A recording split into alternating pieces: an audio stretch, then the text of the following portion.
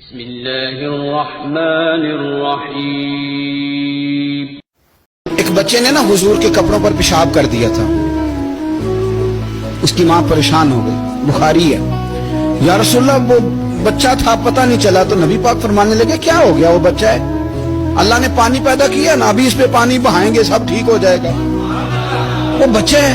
لیکن حاجی صاحب گھر میں بگڑ جاتے ہیں، پوتا اگر پیشاب کر کہتے ہیں میں نماز پڑھنی ہوں، وہ بگڑ جاتے ہیں، پیر صاحب وہ بگڑ جاتے ہیں اس بات پہ، علامہ صاحب بگڑ جاتے ہیں، شیخ صاحب کہتے ہیں پتہ ہی نہیں بچے نے پیشاب کر دیا ہے۔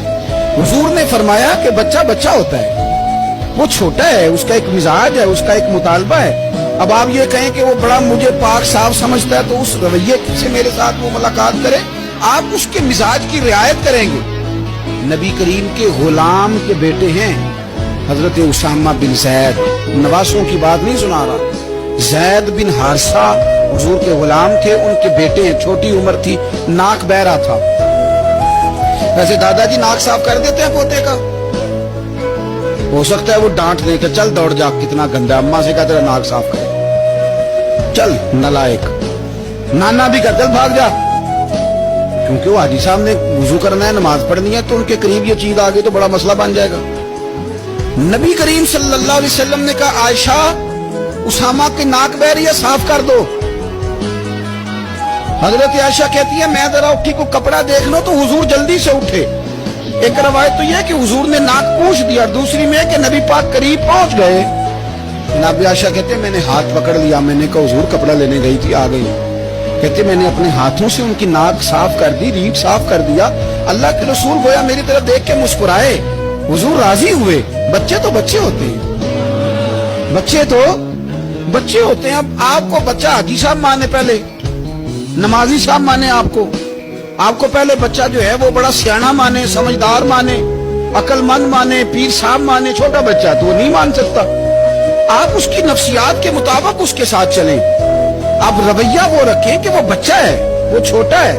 حضور بچوں کے پاس سے گزرتے تھے تو انہیں سلام کہتے تھے، آپ بھی کہتے ہیں، آج سے کہیں گے؟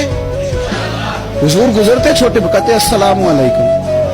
اور نبی پاک صلی اللہ علیہ وسلم کبھی کبھی نہ بچے کھیل رہے ہوتے تو حضور بیٹھ جاتے، فرماتے یار میرے سینے سے تو لگو، حضور زمین پہ بیٹھ جاتے، بچہ دوڑا آتا، حضور کے سینے سے جب لگتا تو نبی پاک گر جاتے اور فرماتے اوئے ہوئے تم نے تو مجھے گرا ہی دیا ہے۔ یہ بچوں کے ساتھ آپ جو رویہ رکھیں گے وہ میٹھا ہوگا۔ اب آپ کہیں گے چونکہ اب میں ایک عہدے پہ ہوں، میں ایک منصب پہ ہوں، تو یہ آپ کی نفسیاتی کمزوری ہے۔